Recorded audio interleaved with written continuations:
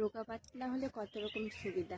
আমি পাতলা বলে চালের উপরে উঠে আম পেড়ে দিলাম, আর আমার বর নিচে আম কুড়াচ্ছে, কারণ ও উপরে উঠতে পারে না। আমি চালের উপরে উঠেছি সিঁড়ি দিয়ে, এই যে এখানে সিঁড়ি দিয়ে উঠেছি। যখন উপরে চালের উপরে লাউ ডাঁটা তোলা হয় তখন লাউ পাড়ি ডাঁটা পাড়তে উপরে আসছি।